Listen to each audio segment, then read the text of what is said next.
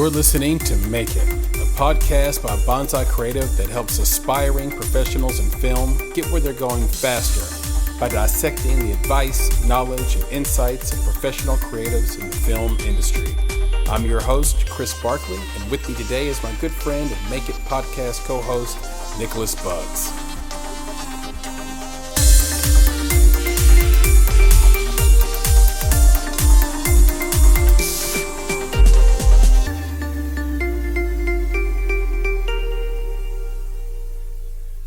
Hello, Chris here with another episode of the Make It podcast. And this is an Indie Talk week, and that means I have my good friend and co-founder with me, Nicholas Buggs. Nick, say hello. Hello. It's good to be back. Yes, it is. And is this our first Indie Talk of 2021, Nick? Yeah, officially. I think our last talk was an official wrap up. So I think this is the first one of 2021. It is. And it's almost like one part of the industry is ramping up because of Oscar season coming around the corner in April. I think April's when the awards are. And so all these films are going to have like this runway to try to get awards, and all the for-year considerations are being mailed out. And on the other hand, it's like nothing's happening from a sort of business and news perspective, right? It's kind of quiet out there, Nick. Kind of lonely in film world. Well, maybe, unless, you're watching the news and you're seeing that, Netflix is going to release, one film every week throughout in the entirety of 2021. What a competitive move, right? To compete against Warner Brothers there. And there's a survey that was done that talked about, why you would cancel a subscription. And number one at 74% was if the subscription price increased. Number two at 41% was if you took your streaming service away from my distribution point, meaning a Roku, PS4, Apple TV, et cetera, Google, what's it called? Google Cast or something like that. I don't know. Google Play. Yeah, Google Play.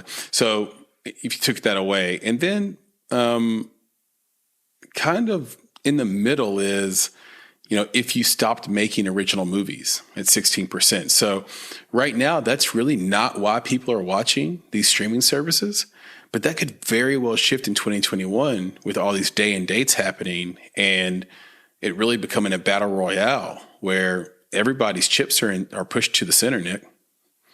Yeah, it's interesting with the new content. I'm probably kind of different from some other folks, like we said before. Like I'm not, just a voracious consumer of everything. It's like I'll go through, Netflix and Hulu and HBO, and HBO Max, and I see, all these different things, and there's a lot there. I'm just, I'm not going to waste my time with content. Right. For me, I'm just like, okay, this is a time investment, and what am I going to put into it? What content is really being produced for me? That's the key. And I think that might be the key for Netflix putting out as much content, especially new content, is that they have to hit all these markets. That's the idea, is that, if some people get smart, like the streamers get smart, they're going to really niche down in some areas, right? Because if you got real smart, like you just made cat movies, you could probably take a huge audience away from Netflix because there's people who just love cats. Yes, Cats did come out in 2019, and it was terrible. You're right. So there's your pushback to that statement, but I think I get your spirit. If you switch to dogs, your statement's completely valid. You're right, especially what is it, the wiener dogs? Well, people are masochists for any movie where the dog has to be a martyr. Like they'll watch it, they know it's going to break their heart, but they want to see that golden retriever take that dive. Yeah, like it's the dog's a hero, it's the hero. But I'm just saying, like, that could be the thing, for the new streamer that comes along. Is like, I'm going to niche down and I'm going to get that audience and I'm going to create content. But Netflix is like, well, they're of course hedging their bets against the fact that, they're already in everyone's home. So it's like, okay, well, how do we stay there? Just make tons of content.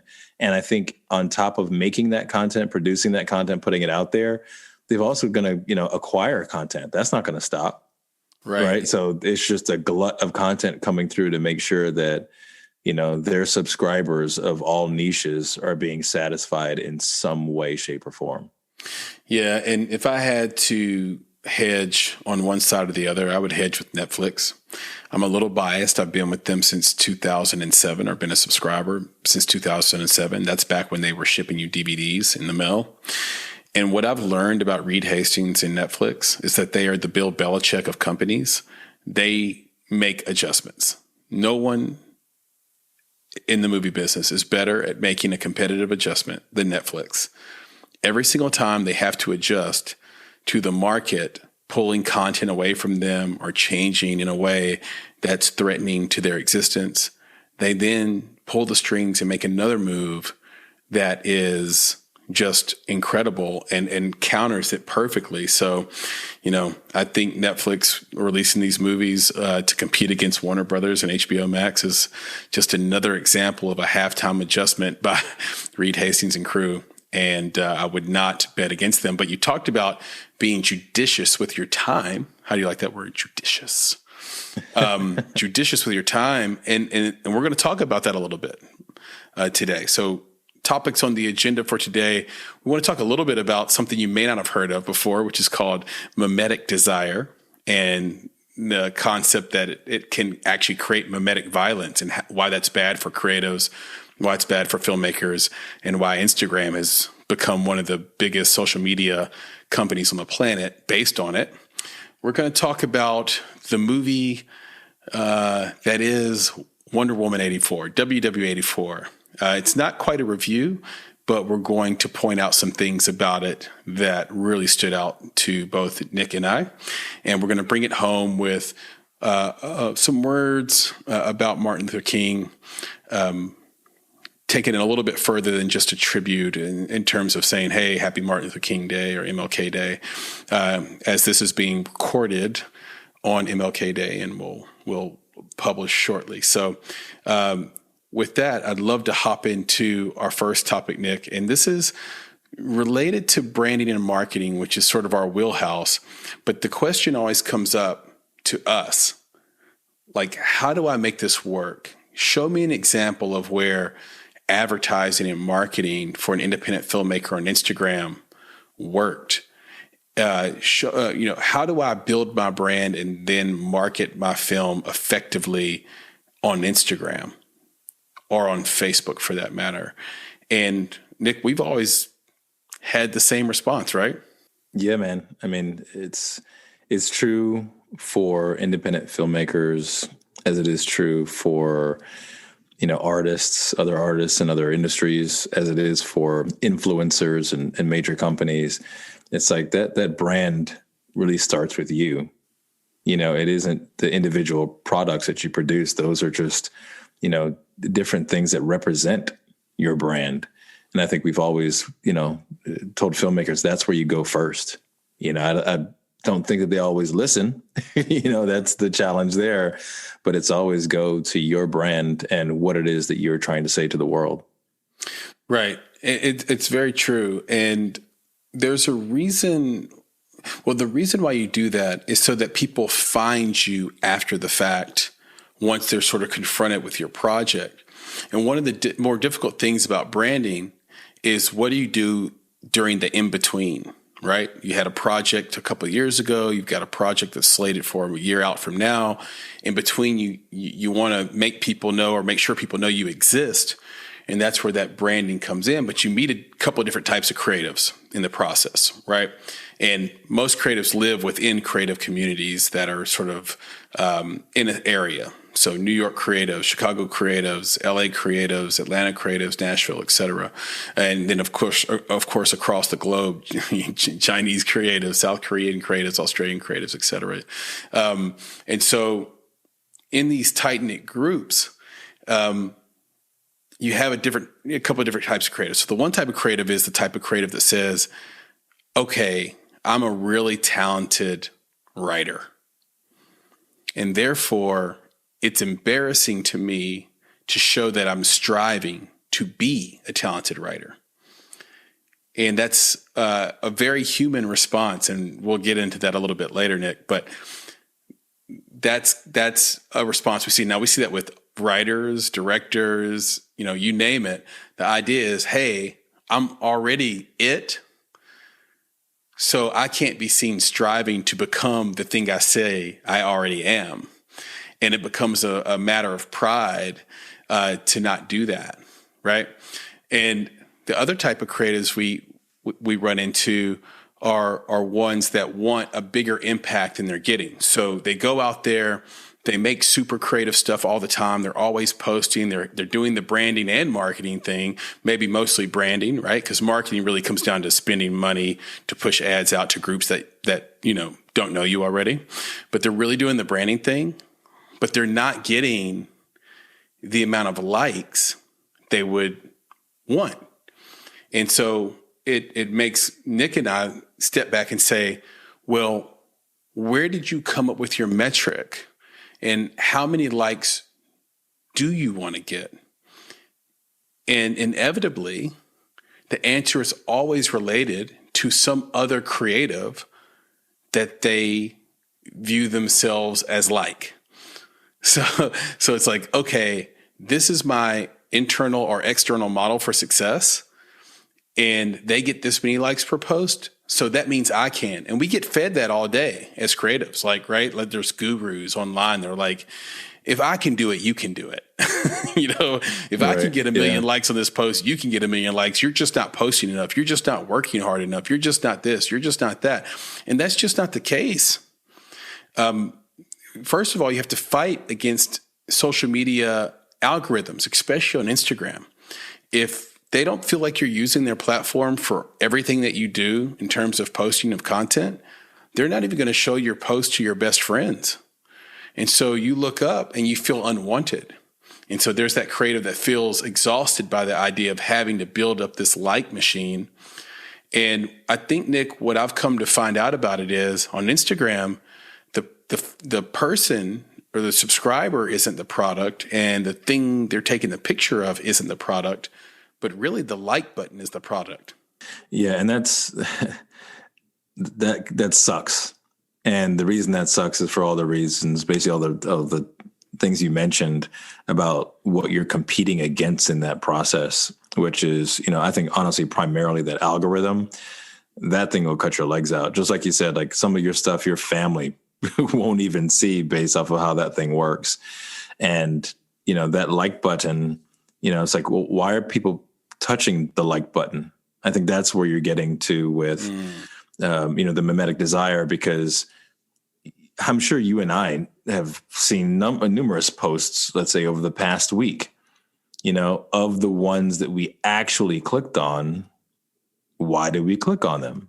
Mm-hmm. Right? Like, someone who has, I think this is something I've thought about when I first started on Instagram, period. It was like, if this person that I'm following has, 5 million followers, why even push that button? Mm-hmm. Yep. Right. I know every person on Instagram has thought that. What's the value in it? Yeah. Right. Exactly. Like there's other people doing it. So then it does beg the question about the other people that are clicking it. Right. And I think that it's not you liking. It's not that simple. It's almost like you're almost cheering for yourself, right? Like you're cheering for the thing that you want as well. Like you're almost like, yeah, you're getting it, like you're getting that thing that I also desire, or you have that thing that I want. And that's what you're actually liking. Mm-hmm. Yep. So that's the driver behind the like button. Yeah, because one of the things we reported early last year was that Instagram was likely going to get rid of that button, and that there's a good chance that just for the sanity of its users, it was going to get rid of the like button. And the reason it can't, we've discovered, is because that like button is the whole platform. It is the product. And if you're an actor, for example, and you see a post from The Rock, you don't have any internal conflict by seeing that he has 5 million likes on a post. You have no conflict with it whatsoever if you're an indie actor, right? But who does have a problem with it, right? Maybe Kevin Hart, right? Because that's his peer, right? And so they're competing in a space, and they're too close to each other. So we talked about internal and external models, and I think it's really healthy for independent filmmakers to have an external model. Like if you're an actor, let your model be, some actor that you feel is really far away from you, and you have to go a really long way to be their peer. Why? Because you'll be happier and you won't suffer from comparison with them. And it's very unlikely that you're going to get in a conflict with them that even matters. But what happens all too often is that X filmmaker has released an independent film in your in your space, in your city, and you're also making an independent film. So what happens is you don't comment on their posts, you don't like their posts, or you like them, and because they're your internal model, like, if only I could be as good as that director or that filmmaker, then I could get the accolades they're getting. And I really can do it because this person just lives down the street from me. And we live in the same city, and I've had coffee with him or her before. And I can totally be that person. And what ends up happening is you compete with that person because you're chasing to try to be like them. And then eventually you have a conflict with them. And Nick, you and I have actually mediated some conflicts between creatives in a small creative space relative to the world, right? Where we've seen that mimetic desire turn into mimetic violence, right? It's a fascinating thing to watch. And so I think, Nick, for me, and this is a bit of a tangent I'm on, but hopefully it's a valuable and meaningful one, is that I think if you're in a community that has a lot of creatives, it's better to make a tribe and see if you can work on things together and make money together as well, as you can and as good as possible. So that, and then also to maybe from a branding perspective, put your brand on Instagram, but try not to spend a lot of time liking and being on sort of a hunt for likes yourself. And you're just putting out your brand, you're supporting the people that are in your tribe, and you're trying to grow your tribe so that, everyone in your filmmaking team can grow with you, make money with you. Otherwise, a conflict is inevitable, and it's going to stall you, slow you down, and get you into unnecessary and meaningless conflicts and fights. Yeah. And just to also wrap that up a little bit on the mimetic desire, it's just it's a desire for what others desire, right? Like creating the basis for your desires off of what someone else wants. And like you said, that's going to ultimately, create this conflict because you both can't necessarily have it, right? Especially in those smaller communities, so, again, the liking of things that people put out there on Instagram or elsewhere, you're liking what they have because they seem happy in that environment, right? And it's the joy that you want, and that you hit that like button, but again, it can work against you in the smaller community because you don't want to be seen as, I guess, promoting the other person who's potentially taking something away from you. That's right. Right. Taking either some audience away from you or getting accolades in the same world that you want those accolades. So again, I think that's the challenge with that. And I think that this is also the challenge with, independent filmmakers putting their content out on social media and not getting the likes that they want. I think, again, it's just a victim of that, in that, they're putting it out to their peers.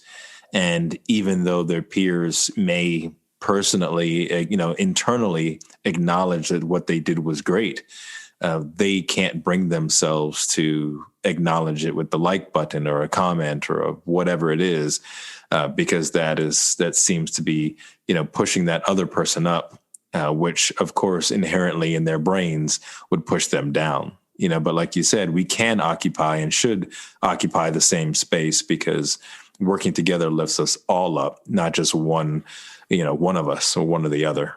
Yeah, and there's a great independent film called Don't Think Twice with Keegan-Michael Key and others that really hits this concept on the head, because they're all improv comics and they all can't make it, but they're all so close to each other in proximity and in talent that it creates this sort of mimetic violence we've talked about, that's created by just wanting to model after someone who did get that big shot.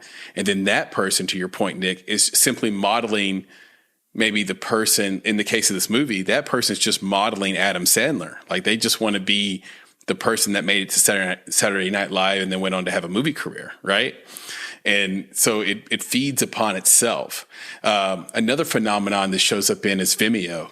And this is, me and you are on Vimeo a lot, checking out the latest short films and films that indie filmmakers are making that are staff picks and get great responses, or maybe are under noticed.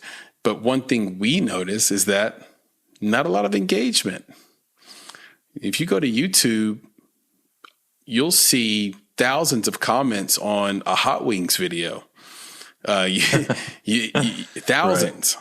And, or to your point, Nick, a cat video. If you go to Vimeo, this is art people are making, and you will see one or two comments. Sometimes if you get a film by a filmmaker that it doesn't feel like they're in your peer set, then you'll see tons of comments all of a sudden, right? Because I'm not threatened by that. I don't have to hate on this other filmmaker. They already made it, and they're my external model for how to have a career. So I can comment on that safely. But because Vimeo is mostly, the foundation of it is independent creatives and filmmakers, they don't seem to show each other the sort of gushing, warm love for their work that you would see on any other video platform. It's fascinating. And I've challenged this audience to go out and just check out the difference between a YouTube comment on a meaningless video, meaningless relative to like how hard it is to make a film, a short or a feature, and then go on Vimeo and see the kind of, feedback and love that a really good short film or feature film gets. And it will not even compare, whatsoever. By the way, this is a topic, Nick, we could probably talk about like in a keynote speech. Right. We could probably go on for it, but let's take this opportunity to talk about another feature film that has gotten a lot of attention, but may not get a lot of love. Wonder Woman 84. Yeah, and this is one, folks. I'm not gonna give away anything, because it's still streaming for a couple more days before it moves over to its next place.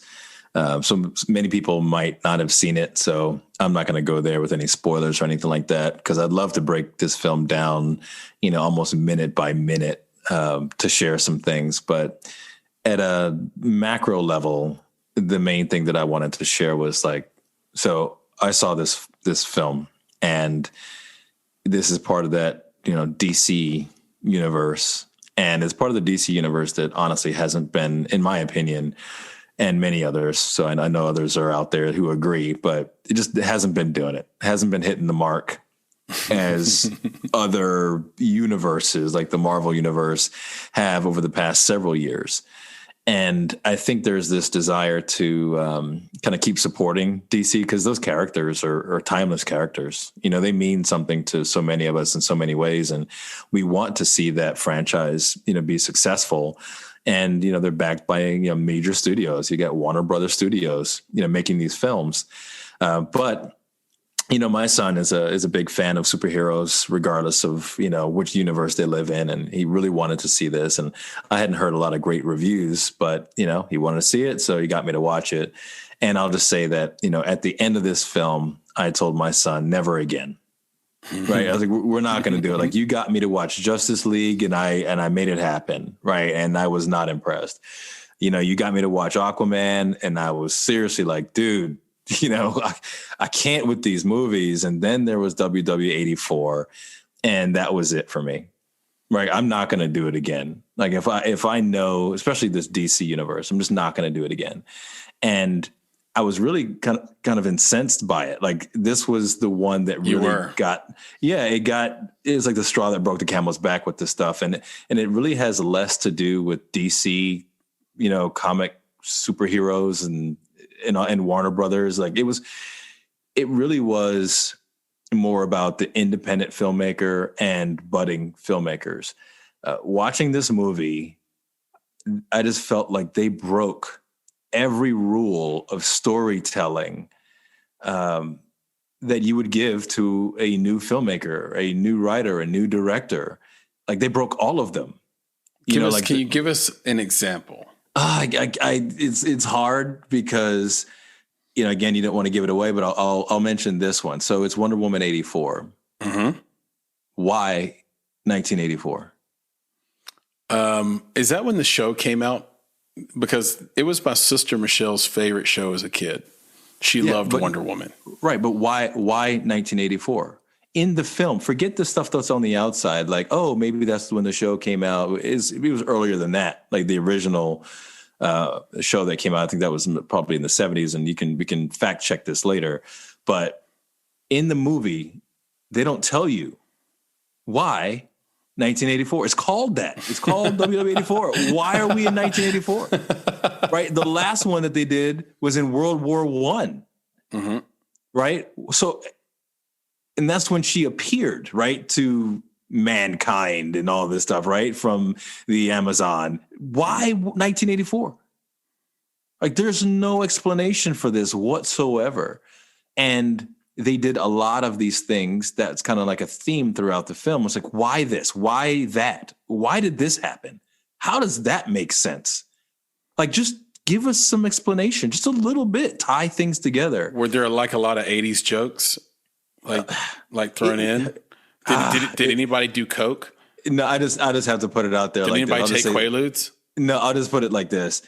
The way that they placed 80s, I haven't seen it, by the way, just to put it in context. Yeah. 80s themed elements was so on the nose that it was fake. Like I was in the 80s. You know what I'm saying? I was there. It didn't look like that. You know what I'm saying? The way that they made it look in this movie was like bad 80s movies. Like it's the exaggeration of 84. Let me say something. For people who haven't lived through several decades and seen trends come and go, the one thing history always or I should say pseudo history, pop culture history gets wrong is that the clothes that they show you that people wore were the clothes that the celebrities could afford. Right. Like no one... Or even the styles. Yeah, styles. Forget the clothes. The styles that they emulated. Yeah, exactly. Regular people didn't dress that way, didn't act that way, couldn't do it, right? Like no one dressed like George Michael except for George Michael. Right. And there you go. So you hit it on the head. And that's what they did in this film, where it's like, again, I don't want to point any fingers at one, role of the film, but I look at it and I say, those who created this world that they were in could not have lived in the 80s. Yeah. Right. They just watched 80s movies or 80s television and then created this thing. That aside, this is also a superhero movie. We're waiting for stuff to get blown up, people to fight, something that happens that's superhero-y, And I got to sit through an hour of them trying to make me feel like I'm in the 80s.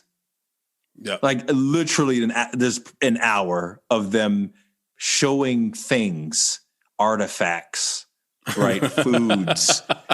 Let me introduce hair. You to a time before time, and it's called the 80s. Exactly. Like that's what this was. And it was just insane. So anyway, I'm just again, this is kind of a bit of a I'm probably not going to watch it because you hate it so much and I trust your judgment. So I'm just going to ask, were there any Bill Cosby or Ronald Reagan cameos? Oh my gosh. Again, dude, this is different. I guess we might have to just put on this that there's a spoiler alert, I guess. Yeah. Spoilers. Okay, let's just do that. Spoiler now. warning. Be in the show notes. Spoiler warning. And just have to put it on there because of the comment or the question you just asked me. So you just said Ronald Reagan, who was the president of the United States of America in 1984. Correct. He's not in the movie, but they have a president. It doesn't look like Ronald Reagan. He doesn't smell like Ronald Reagan. It's not Ronald Reagan. Who is this person? Well, who did they say it was? The president. That's all they said. Well, what was the president's name? The president. This is crazy. You know what? Dude, someone at the studio chickened out and didn't want to put a Republican president in a movie. I think that's really what happened. How crazy is this? He didn't even look like Ronald Reagan. Like nothing.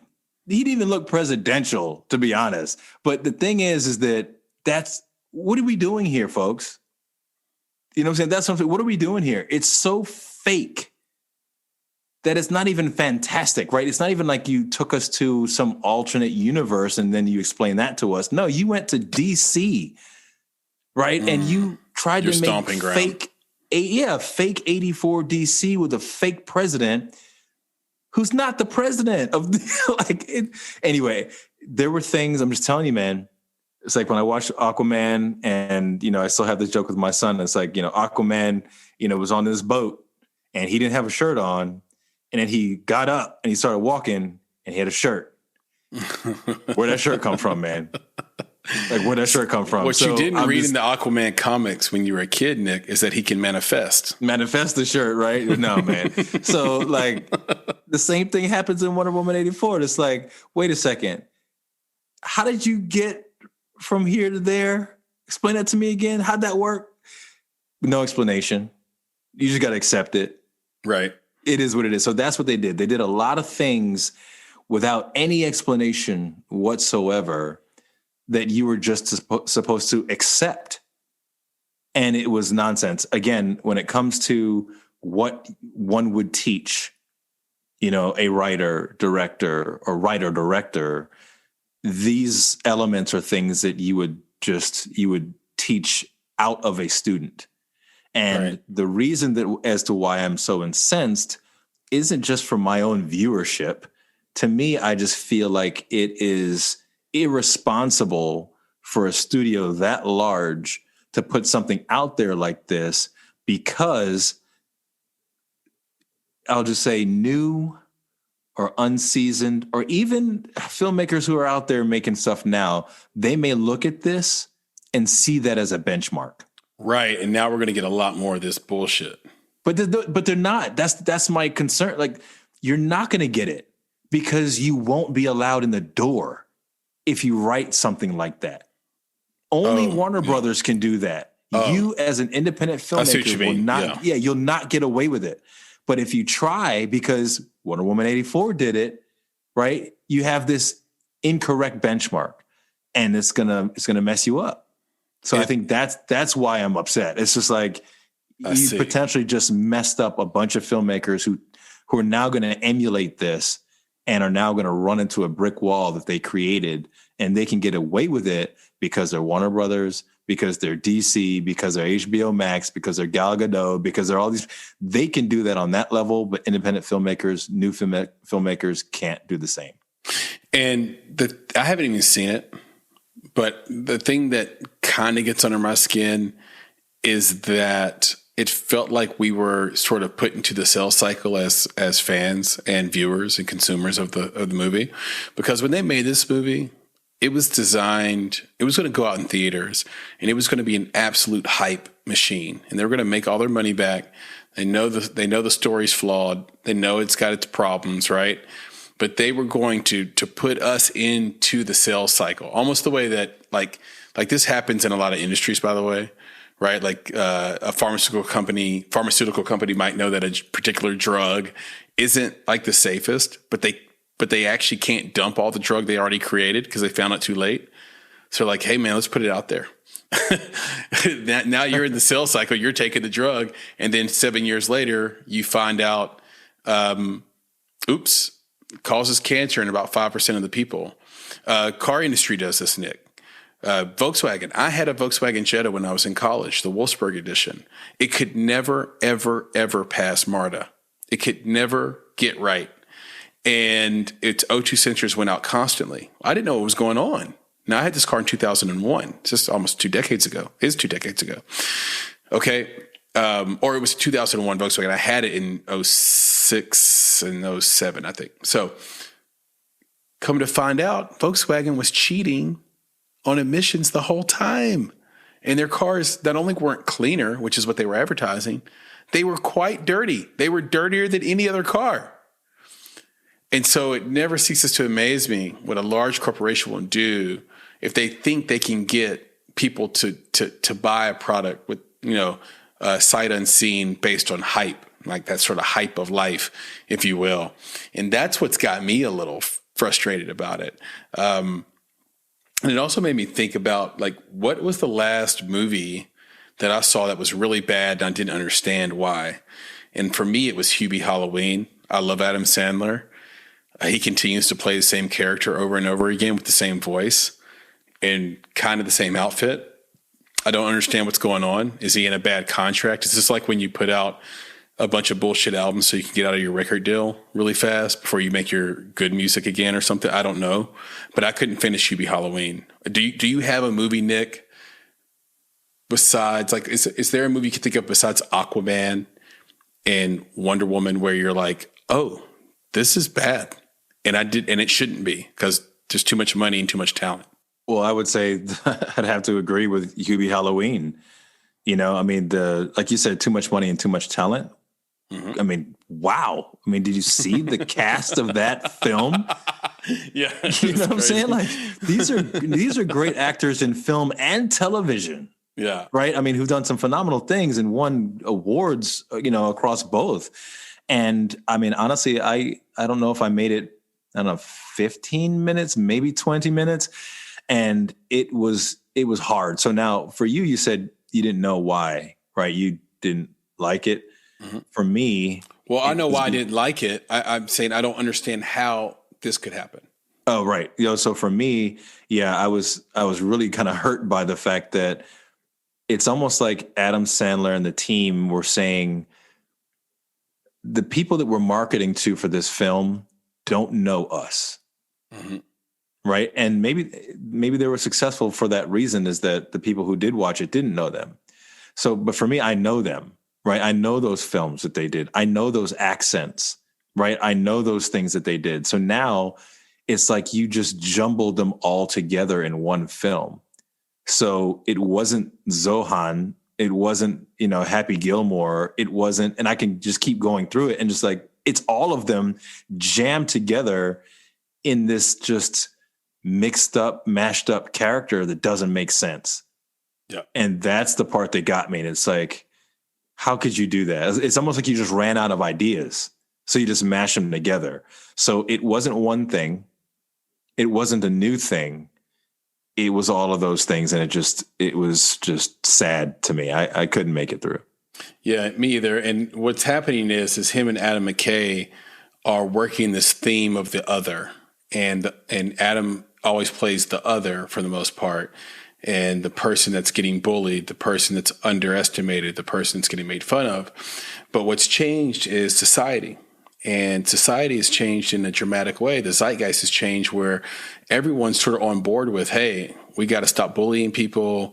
Online bullying's out of control. We're going to shut that shit down. I mean, we're even censoring people on social media maybe for the last 5 years. So like these things happen now. And so the society has moved over and now you can't relate to someone who gets bullied so relentlessly anymore, because that was a problem that happened in WW84. No, 1984. Sorry. that was a 80s problem. The 80s problem was this idea, in 90s was this idea of the other, and like, where were you going to find tribe and where were you going to find understanding and all that stuff? And now people play a status game where they'll go out of their way to be understanding to somebody who they think is the other, right? And so, well, let me add to that. The movie's theme doesn't even land anymore. Yeah, let me add to that and just say that I think what's switched now, and I could be wrong, but this is the feeling that I'm getting, is that what's switched now is that the other has switched to an internal thing, where it's the protagonist who believes that they're not being accepted or they're not part of, or they're so different. Right. It's internal strife versus this external strife, because like you said, it's just like, that doesn't happen in that same way anymore. Again, cyberbullying is real. Bullying is real. Like, it's not like it's gone away. We're not saying that that's the case. Right. But I think in this kind of open, almost like accepted fashion, that's not happening anymore. Yeah. Right. Like, where Hubie's getting, stuff tossed at him and all of a sudden everyone in the community is laughing. No, that's not now. That's not happening. So like you said, like, it's very hard to even relate to this character that, yes, in 1984 or 1991, that might have been something that we've been like, yeah, for real, that happens. Right. We could relate to it. And look, if anybody wants to go out and watch WW84 and thinks it was great, please hit us up, social media _Bonsai Creative. Let us know your thoughts on it. Let us know what we're wrong. You can email us at contact@bonsai.film. Let us know why we're wrong. Because sometimes a movie's good or bad based on the context. I remember being 14 years old and sneaking into Basic Instinct. It was the best movie I saw for the price in my life at that time. Right.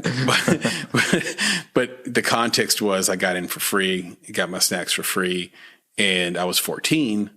I also remember watching 14-year-old boy. 14-year-old boy. And I remember also going to see Beer Fest. And Beer Fest, it was for my birthday, and I drank is it drunk or drink? I drank a 64-ounce big gulp of Sprite and vodka. And and I may or may not have had a puff or two of the Magic Dragon. And I'm there with my friends. We're watching Beer Fest, and I'm telling you, Nick, I laughed until I cried. I was like, my cheeks were wet, my lips were wet, my T-shirt got wet because of the tears coming down. And I remember it being the funniest movie I'd ever seen. And like right up there, right? And then I watched it again on like a TV replay, and it was bad. And I was like, oh my God, where was the funny movie that made me laugh until I cried before? And really, it was just the context, in which I'd watched that film that made it so good at the time. And sometimes, like, I'm thinking, okay, we're not perfect, Nick. Maybe you watch WW84, and because you're watching with your son, there were all these parental duties going on and all this other stuff. And you just couldn't get into the meat of the content. Nah, man, I'll give you this. That all right. I thank you for trying to give it, some excuse for just how bad it was. But I will say this, that, again, I'm not the voice on this stuff, right? Everyone's going to have their own opinion. And like you mentioned, some people will love it, for their own reasons. I'll tell you, my son didn't. Right. He was like, I agree, Dad. Like, we're not going to do that anymore. Okay. Aquaman was bad. This was worse. I'm not going to do it. But, I did try my best to say, okay, if you were to like this movie, why would you like this movie? And I even thought about it like this. It's like, well, what if the intent was actually to make it like a bad 80s movie? Like, that's why 1984, right? Like, Three's Company, but long. If this movie was made in 1984, what would it look like? What would it feel like? Now, that doesn't fix some of the many storyline foibles and things, again, where they didn't explain things to you, but the clothing, some of the stuff that they did in there that was just ridiculous. It's like, well, maybe we would have accepted that in 1984. Yeah. But that's the challenge. Like I mentioned, Three's Company, I loved it when I watched it as a kid. It was my favorite show. Right. But looking back on it, it can be hokey, right? Like this dude keeps running into shit. Yeah, but we're not there. Like that's the hard part. It's like if you had taken this back to my 1984 self, would I have liked it? But you can't do that. Right. Like it's not possible. So that's the part. Honestly, I tried to give it that type of benefit of the doubt because it's Warner Brothers. Like I had this dialogue where I was just like, they can't be that stupid. Like, like they can't be that bad at what they do. It doesn't make sense. There's too much money. There are too many people that are skilled. There are professionals. These are not, student artists who are just learning their craft. This is no joke. So what did they do here? And that is what I came up with, is that if you had conceived what this movie would have been like if made in 1984, then maybe it passes. Maybe it gets a thumbs up. I remember going to see a Samuel L. Jackson movie named Snakes on a Plane. Yep. In the theater. And there was a 17-year-old kid to my left, and he was absolutely shaking.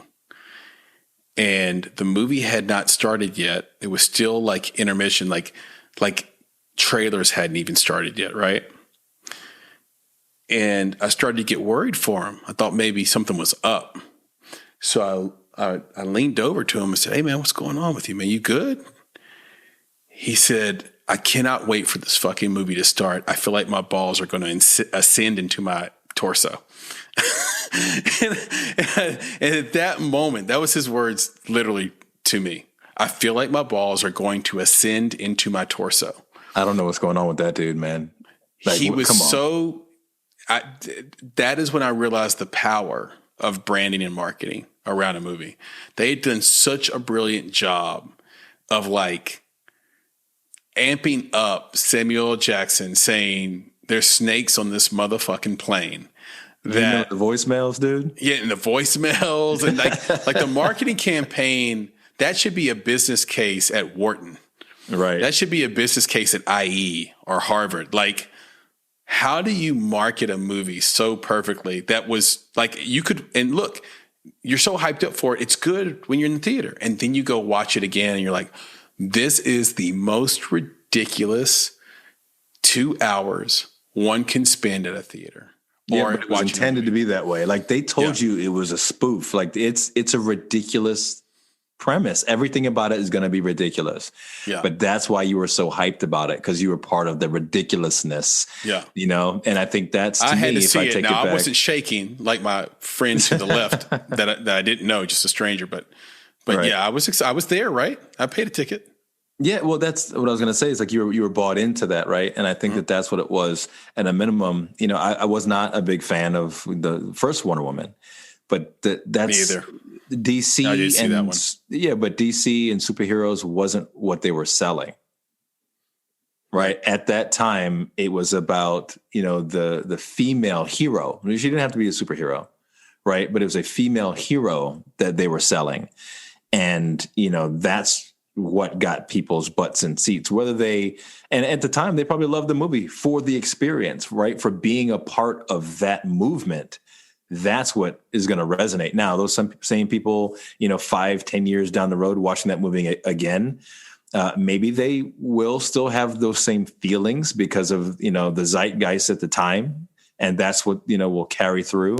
But if any of that has wavered in any way, they may find themselves in the same space watching a film and being like, whoa, what? This is what I thought was great. Yeah. It's like, no, you didn't think the movie was great then either. You were enamored by what you had bought into, which was well beyond, what you saw on that screen. You bought into a little Mimetic Desire, my friend. And there you go. Yeah. And I remember that campaign. It was a brilliant campaign around feminism and around female empowerment, et cetera.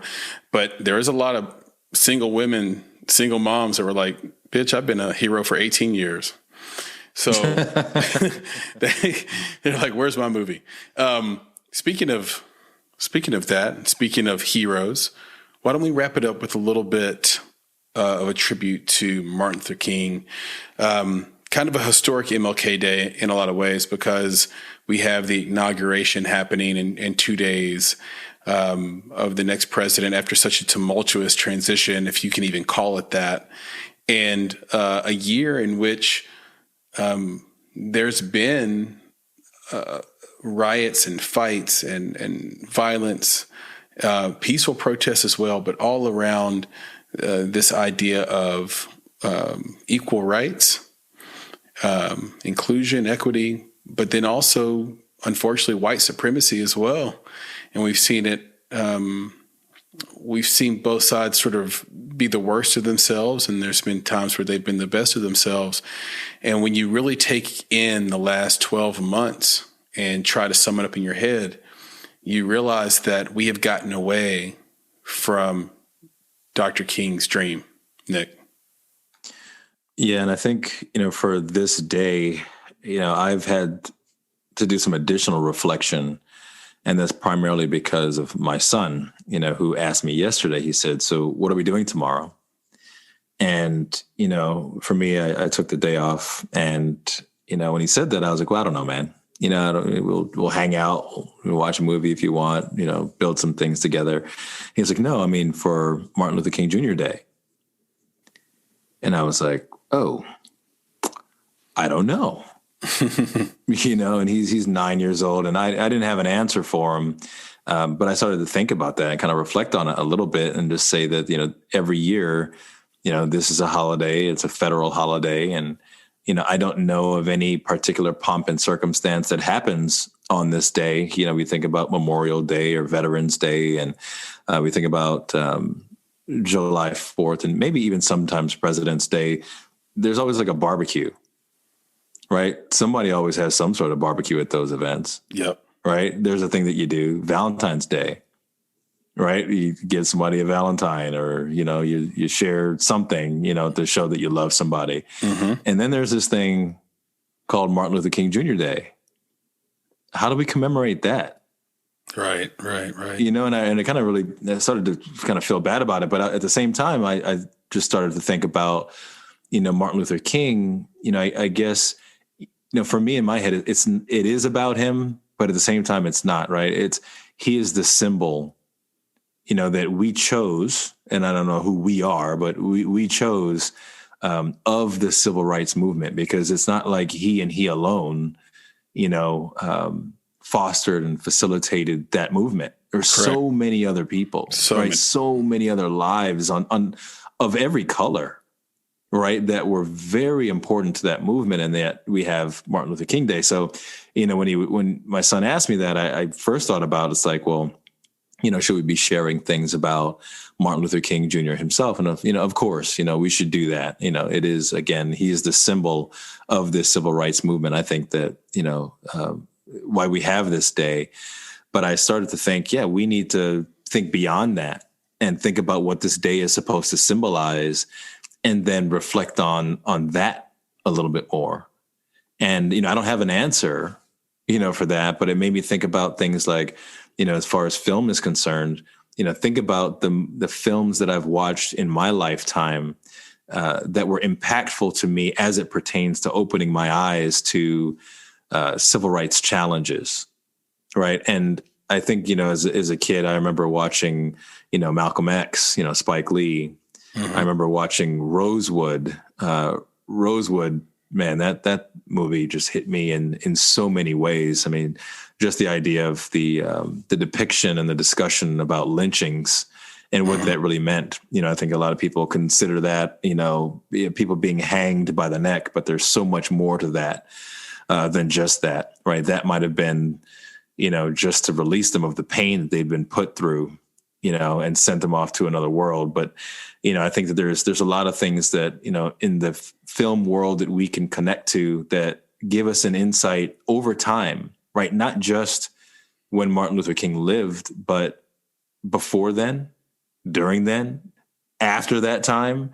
There's so much content, film content, for people to consume. And I think that might be what's important on a day like this, is to give yourself an education, give the next generation an education, but not focusing just on those days. I think it's also important to talk about what's changed, right? What's happened as a result of Martin Luther King and Malcolm X and Mahatma Gandhi and all these other people, right? Like there's a lot of things that have happened since then that I think we need to also have an appreciation for, that I think sometimes gets lost in some of the filmmaking that show just how horrible and horrid, those times were. So anyway, it really had me reflecting on, what are we supposed to do on this day for ourselves, for the next generation, and thinking even beyond, Dr. King himself and to what he symbolizes. Yeah, thank you for that. And it's a good place for us to wrap. And the part that sticks out to me is what you're going to see, and I'm talking to the audience on this, you're just going to see post after post after post of MLK today. And I think that's awesome. There's nothing wrong with it. But be one of the people that celebrates film, watches the content around this movement, and then be one of the people that actually, that they're out there. They're on YouTube, they're on podcasts, they're everywhere. Be one of the people that go out and educate yourself on his actual speeches and actually listen to the content of it. Not just the I Have a Dream speech, which was mostly improvised, at the end. That wasn't even written down to say. But the speech I listened to today was the speech given day before he was murdered in Memphis, Tennessee. And you can't listen to that in the context that you understand, right? And not have the hairs on your back raised as you listen to him speak. And then understanding, getting the education about the conflict between himself and other civil rights leaders at the time, like Malcolm X. And so be one of the people that post, but also be one of the people that knows something about it and can sit down and talk to somebody about it and have a critical and important conversation with someone else that may not know as much. And if we do that, I think we'll get closer to the dream he talked about each day in 2021. So, Nick, another fun conversation. Let me tell everybody where they can find us. I think I said it earlier, but I'll say it again for good measure. We're here on social media, on Instagram, Facebook, and Twitter at _Bonsai Creative. Actually, on Facebook, you can find us just by searching for Bonsai Creative, and we'll pop right up. We love to interact with the audience, and we'd love to know how we can get better and do better for you all. And the best way to let us know that is at contact@bonsai.film. So do email us, let us know your thoughts, and we'll get right back to you. If you don't want to do that, you can also leave us messages, DMs on social media as well. On Twitter, you can find Nick as an individual at Nicholas Bugs. You can find me at Flame in Your Heart, and you're is spelled UR, or you can just search Christopher Barkley and I will come right up. Nick, give the audience the credo, my friend. For sure. So in 2021, all that we ask is that you be better, be creative, and be engaged. And please keep listening. Thank you, Nick. I appreciate it. Oh, yeah. And don't forget to, rate and review the podcast. We love those 5-star ratings. Just keep them coming. We really appreciate all the love. Yeah, it's a good point. And we rarely ask anything of this audience, but we would ask that. It makes our podcast easier to find, and it helps this podcast reach a larger audience as well. So you'd be doing us a great solid. This is a passion project for us. We love doing it. We love speaking about film. We love being involved in film. If you could do us the small favor of hopping on and rating 5 stars and leaving a review even, that would be a small miracle. So we appreciate it. Nick, I'll talk to you soon. Yes, sir. We'll talk. All right, brother. Take care. Yep. Laters. Peace. You've been listening to the Make It podcast. To find more information about this week's topics, including links to relevant blog posts, projects, and indie creatives, please visit our website at www.bonsai.film. If you haven't already, you can join our podcast community on Apple Podcasts or the podcast app of your choice by searching for Make It Bonsai Creative, and the show will pop right up. You can follow us on Instagram and Twitter at _Bonsai Creative, and Facebook by searching for Bonsai Creative. And of course, if you're looking to take a big step towards your filmmaking success, Go to www.bonsai.film and click on Book Us to schedule a free discovery meeting and needs assessment. You have everything to gain. Until next time, be better, be creative, be engaged, and thank you for listening.